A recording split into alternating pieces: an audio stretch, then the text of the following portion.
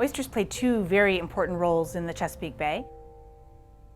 They're ecosystem engineers, which means that they actually build habitat on which other organisms can live, but they're also the water filtration system for the bay, so they help keep the bay's water clean.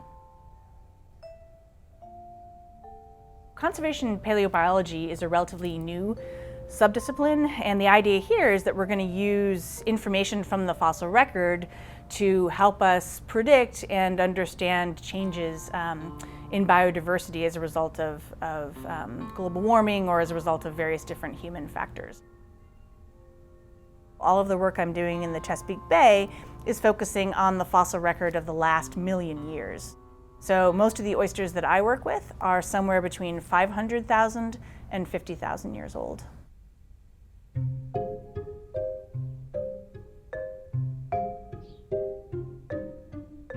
We use a technique that's called bulk sampling. We divide the outcrop, or the cliff, into a grid system, and we randomly select which cells of the grid we're going to collect, and we go out and we collect a big bulk sample of all of the sediment and all of the shells in that one grid cell. The first part of the process is to remove them from the matrix usually that they're in. It's usually a sandy, silty, possibly clay matrix that they'll be in. And that's done here downstairs in the rock room. We just basically use water to remove them from the matrix, and then after that we collect data on their shell heights, and after those measurements are collected we'll come down and use the tile saw, and that will allow us to bisect the hinge of the oyster, and with that you're able to access the growth bands, which will give you the biological age of the oyster. These oysters from the modern aren't living till their full adulthood. They're basically being harvested when they're very, very young, or they're dying from disease or over-sedimentation. Whereas in the fossil record, we get oysters like this that live to be upwards of 30 years old. As oysters age, they grow less and less and put more and more energy into reproduction. So over maybe the period that this lived, we produced far more offspring than 10 of these could produce in the 3 to 5 period that they were living. And so in the modern, what we have are these oysters living in highly stressful environments, that they put most of their energy into growing as quickly and as fast as possible in order to survive, and very, very little energy into reproduction.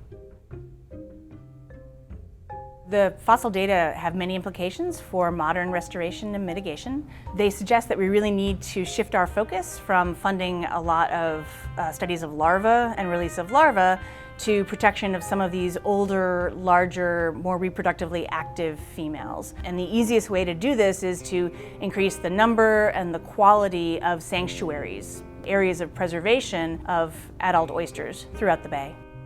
Historically, when it comes to sanctuaries in the Chesapeake Bay, we tend to focus on a hodgepodge of locations and preserve them for maybe 1 or 2 years.